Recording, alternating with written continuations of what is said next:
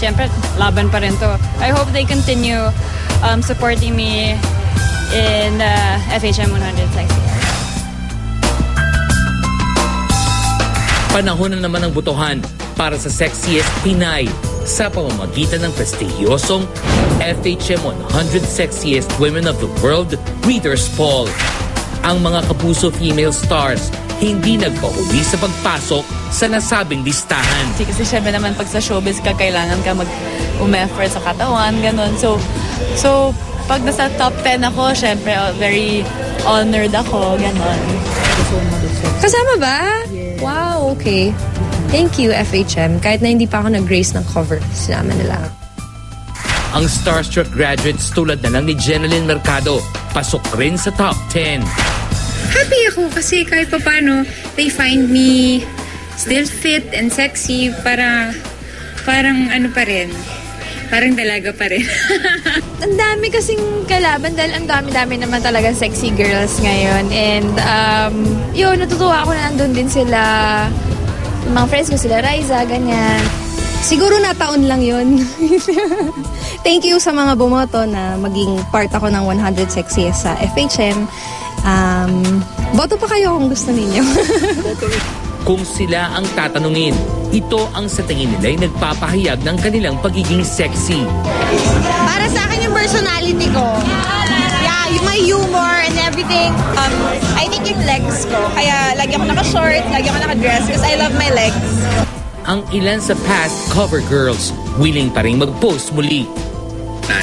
Opo, as long as hindi siya bastusin, as long as maganda naman ang feedback ng mga tao, as long as ikakaganda ng mundo, ikakaganda ng mundo, ikakaganda ng career ko or anything. Let's wait and see. Ako, I'm very thankful sa FHM because what they did sa cover ko nga is one of the things that gusto kong gawin talaga.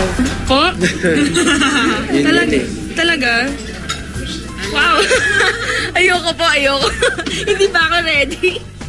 Sa dami ng kapuso stars na nakapasok sa top 100 ng ongoing Leaders Poll, as of May 25, 2012, hindi pa rin natitinag sa number 1 spot si Sam Pinto. Nakaka-overwhelmed. I hope, syempre, laban pa rin to. I hope they continue supporting me in the FHM 100 Sexy. Sam made it to the top spot last year. Maulit kaya niya ang pangunguna sa FHM Sexiest Women Readers Poll sa taong ito? Matapatan niya kaya ang record ni Katrina Halili bilang 2-time sexiest in the Philippines? How does it feel to be considered the sexiest in the country right now? Si Sam mismo ang sasagot live!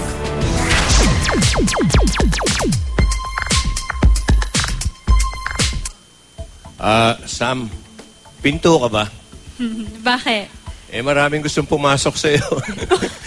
Hindi. Ibig sabihin, maraming gustong lumigaw sa'yo. Pumasok ng diskarte. Congratulations. Anong pakiramdam mo ngayon na as of last week, nasa number 1 ka sa, alam mo na, sa number 1 spot dun sa FHM.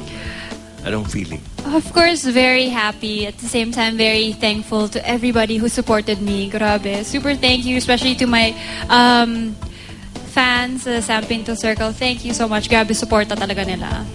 Okay. Ikaw ba natanong kanina doon sa opening na tape, gusto mo bang maulit yung pagiging number 1 mo katulad last year, tulad nung na-achieve ni Katrina Halili? Of course naman po.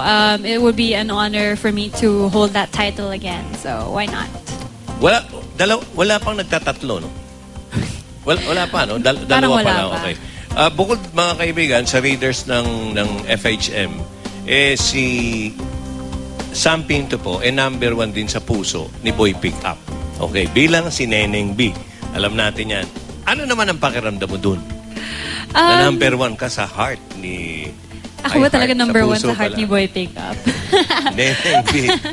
Of course, again, very happy. Grabe, sobrang nakaka-overwhelm yung process ng Boy Pickup. I mean, naging sketch lang siya sa Bubble Gang, tapos naging now movie na siya. So, sobrang nakaka-overwhelm. Ang balita ko star-studded tong Boy Pick Up na movie nyo. Tama. At sino-sino ba nandito? Sam? Of course, nandun si Ogie Alcacid, Solen Boy Pick Up. Youssef, Dennis Trillo, and of course, nandun din yung mga Bubble Gang cast like Gwen Zamora, Jackie Rice, Elena Darna, Moy Moy Palaboy, Rod Phil, si Antonio, sobrang dami. Boy 2, Diego, Erin Niemann, and of course, special participation of Michael V. And si Michael V. Yes, directed by Dominic Zapata. Okay, sige. Tuloy mo na rin ang pag-imbita sa kanila sa Boy Pick Up, pati yung mag-campaign ka rin doon sa top spot ng FHM. Mamaya po, meron po kaming mall show sa SM Fairview at 5 p.m. Tapos bukas po yung premiere ng movie namin at SM Mega Mall Cinema 9 at 7 p.m. And of course, June 6 na po ang showing. And ano pa ba? Please. June 5 po yung last day ng voting. So kung gusto nyo maging number 1 si Neneng B, just text FHM space vote space Sam Pinto and send it to 2640. Or you can vote online. Just go to www.fhm.com.ph. And gusto nyo ba ng fan signs? Yan. Okay. But first, you have to follow me on Twitter. Mamaya, bibigyan ko kayo mga fan sign. It's at @sampinto_. Then, of course, tweet your name with the hashtag *TalkTweetX. At live ko kayong gagawa ng fan sign. So, tweet me, guys. Okay, mamaya yan, makakasama niyo si Sam. Ikaw ba, hindi mo akalaing mapapasok ka sa comedy? Sobrang hindi.